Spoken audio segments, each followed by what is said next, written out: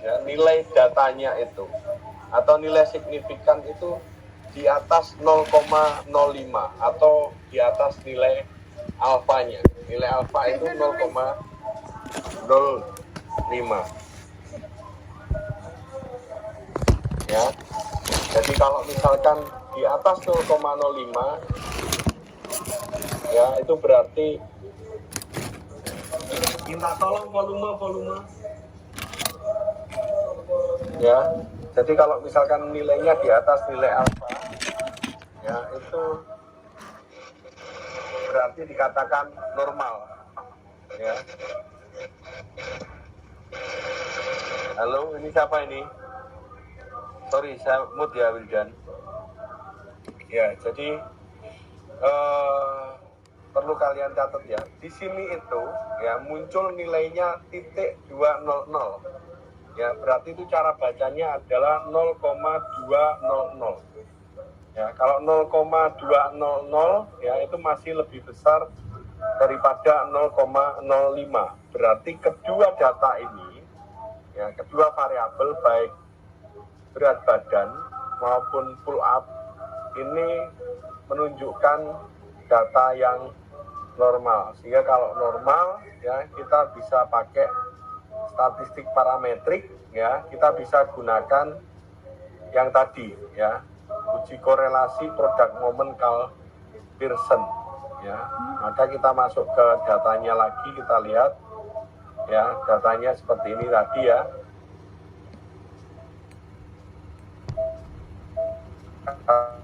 Nah, datanya, nah, semua korelasi itu masuknya di menu correlate ini ya. Di correlate ini ya. Nah, ini ada namanya bivariate. Bivariate itu dia menghubungkan dua variabel ya.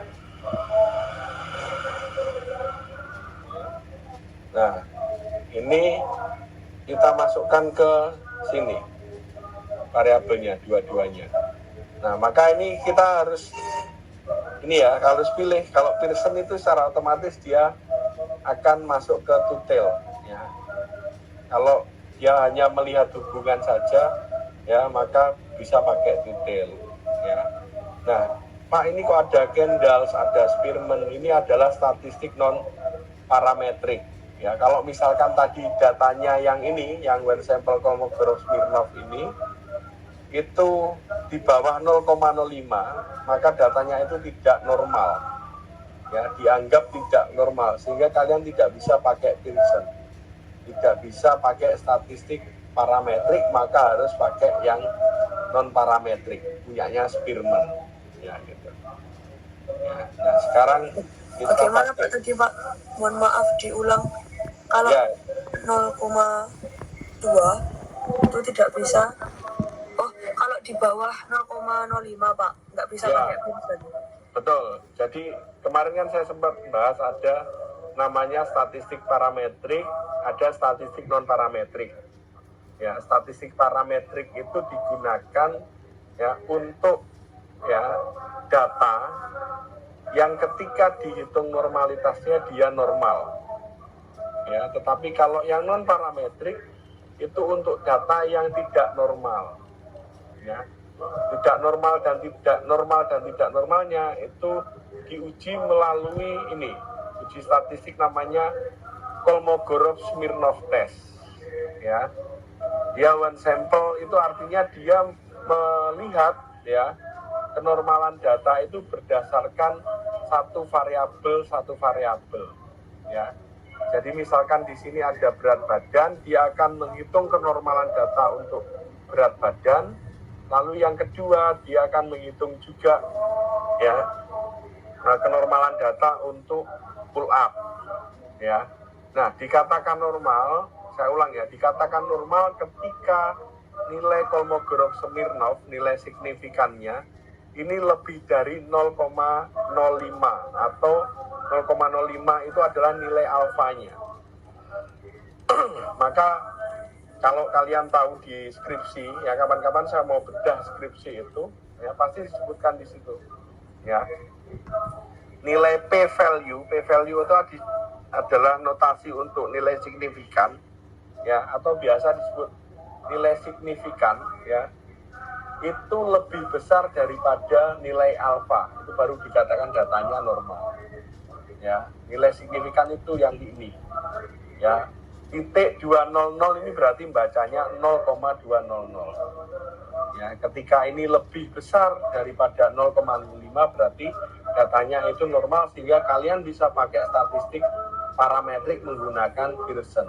Kalau nggak normal, kalian pakai yang Spearman, ya, atau bisa pakai Kendall. Cuma jarang dipakai yang Kendall ini karena perhitungan manualnya terlalu susah. Kalau Pearson Spearman kalian masih bisa ngitung manual, ya, jarang dipakai yang Kendall. Izin bertanya Bapak. Ya.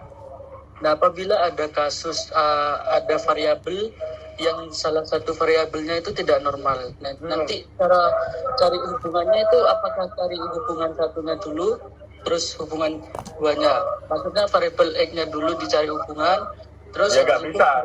Namanya hubungan itu dia ngitungnya variabel X dengan variabel Y. Jadi nggak bisa satu-satu. Ya, datanya dihitung dua-duanya. Kalau misal ini contoh seperti ini Pak, kan Iya, kemarin saya ada penelitian gitu kan Pak. Nah ini ada kasus yang saya masih bingung apakah saya itu benar atau enggak. Nah judul saya seperti ini Bapak, hubungan aktivitas fisik terhadap resiliensi akademik mahasiswa laki-laki dan perempuan. Nah dan saya itu kan menguji normalitas dulu kan Pak, sebelum menguji korelasinya. Nah dan ternyata hasil dari uji normalitas aktivitas fisik terhadap resiliensinya yang laki-laki itu normal dan yang cewek tidak normal. Nah itu untuk akhirnya gimana Pak? Untuk menghitung itu, ya, kan itu ada dua, ya, ada dua, berarti laki-laki sendiri, perempuan sendiri gitu kan? Ya, maka itu dihitung satu-satu, ya. Yang satu itu datanya laki-laki, yang satu datanya perempuan. Kalau yang laki-laki normal, maka dia menggunakan Pearson. Ya, yang nggak normal itu menggunakan Spearman. Itu kamu analisisnya gimana? Jadi satu atau dipisah? Dipisah Bapak. Kemarin saya pisah soalnya ya seperti itu. Sebentar. Kamu hubungan antara apa? Hubungan aktivitas fisik. Aktivitas fisiknya ngukurnya pakai apa? Ngukurnya pakai instrumen IPEC Pak. Nah, berarti hasilnya kan berupa angka kan? Angka. Oke, data IPEC-mu satu. Lalu yang berikutnya kamu ukur apa lagi? Resiliensi Pak. Resiliensi hasilnya berupa apa? Numerik juga Bapak. Numerik juga. Oke. Ya. Nah, berarti kan sudah ada data variabel X dan variabel Y-nya masing-masing cowok dan cewek. Nah, betul loh.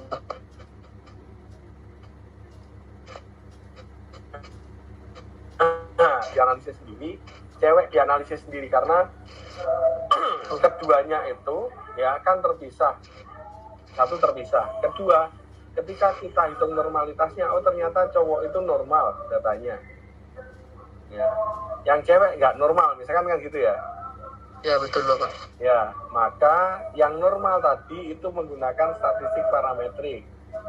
Dia bisa menggunakan Pearson. Ya betul. Ya. Yang nggak normal, yang cewek itu nggak bisa pakai Pearson karena dia datanya nggak normal. Iya, dia pakai non parametrik. Di sini pakai Spearman. Siap. Berarti benar Bapak. Udah. Soalnya kemarin saya bingung Pak, apakah ini benar-benar atau enggak. Soalnya saya juga pakai yang hubungan normal itu yang pakai tes parametrik, dan yang nggak normal itu yang non parametrik. Ya betul. Salah. Betul. Ya caranya begini ya. Nah ini misalkan ini datanya cowok lah, ini katakanlah ini tadi BB ini adalah data aktivitas fisiknya, ya. Yang pull up ini data resiliensinya. Maka nanti ya antara cowok dan cewek ya dianalisis sendiri-sendiri. Ini yang misalkan datanya cowok. Nah, kita langsung klik OK gini. Nah, maka di sini nanti akan muncul nilai signifikannya. Ya. nilai signifikan ini yang kita bandingkan dengan nilai alfa 0,05. Nah, ini yang harus kalian catat ya, dikatakan ada hubungan. Ya, dikatakan ada hubungan atau HA diterima jika ya nilai signifikan yang dihasilkan oleh perhitungan SPSS itu berada di bawah nilai alfa. Nilai alfanya berapa? 0,05. 0,05. Berarti kalau kamu lihat di sini, ya, Berarti ada hubungan atau tidak? tidak ada, Pak. Tidak ada, karena dia nilai signifikannya lebih besar daripada nilai alfa. Nah, itu kata kuncinya, teman-teman. Jadi ketika kamu membaca data di SPSS, itu tolong yang saya omongkan tadi itu dicatat. Ya, kalau menentukan normalitas itu bagaimana, ya dibandingkan dengan nilai alfa itu lebih besar atau lebih kecil, gitu kan? Lalu kalau misalkan kita uji hipotesisnya di bawah, ya, yang ini, maka kita juga harus melihat nilai signifikan yang dihasilkan itu lebih besar atau lebih kecil dari nilai alfa. Dikatakan ada hubungan jika nilai signifikan yang dihasilkan itu lebih kecil ya daripada nilai alfa. Ya, kalau dia lebih besar seperti ini, ya maka dikatakan tidak ada hubungannya. Ya. Nah, ini sebenarnya kalian tidak hanya bisa ngitung dari ini saja, ya, dari SPS saja. Di Excel pun bisa ngitung ini korelasi. Ya, jadi semudah itu ketika kalian mengambil penelitian itu yang korelasional, ya.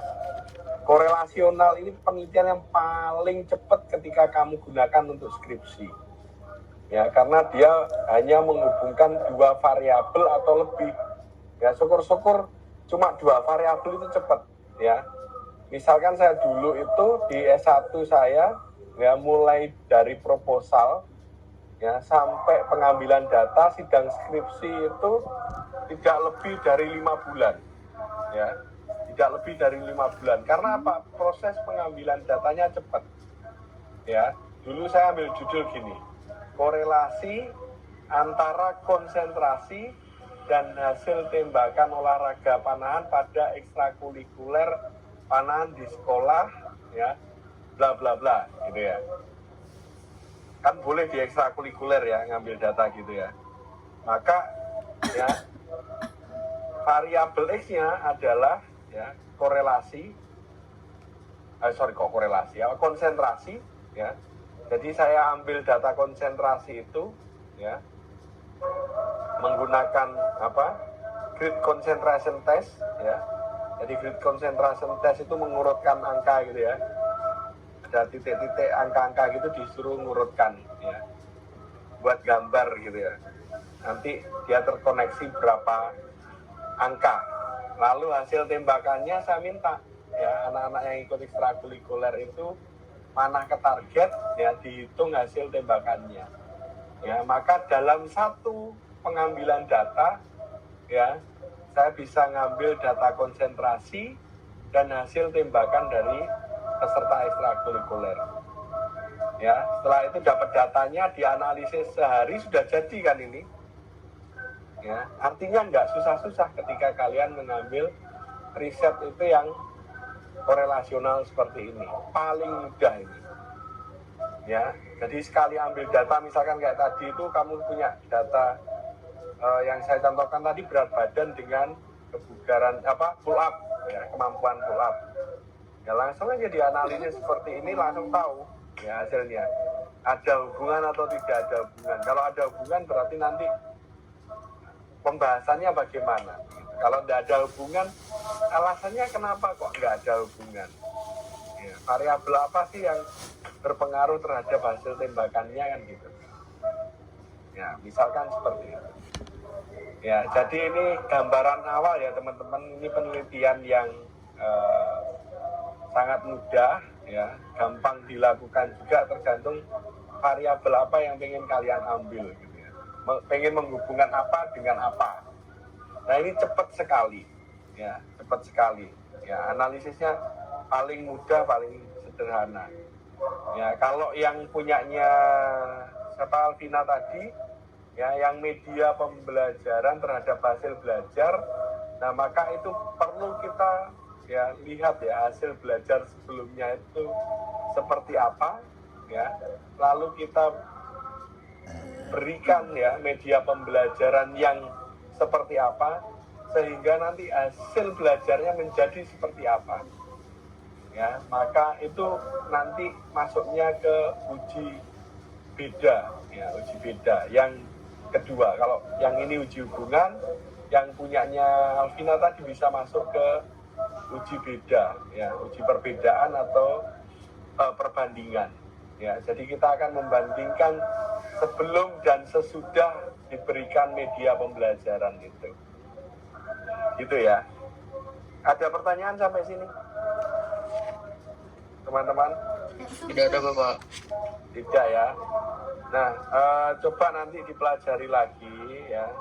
Karena ini kan kita ini waktunya sebenarnya lumayan agak ini juga ya. Agak riskan juga kalau malam itu sekarang kan ada tarawih juga. Ya. Kalian kalau sore itu jam berapa bisanya? Ya. Nah, ini untuk latihan ya, ini nanti ya. Silakan yang ini itu nanti dibuat latihan di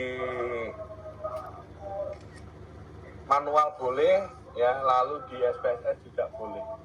Kalian hitung korelasinya ya. Setelah itu coba dicek kenormalan datanya ya, setelah itu dihitung korelasinya ya. Oke. Ya, sebelum saya akhiri ya, silakan masing-masing teman-teman, saya nggak akan presensi karena nanti makan waktu lama ya. Silakan masing-masing screenshot ya kehadirannya, silakan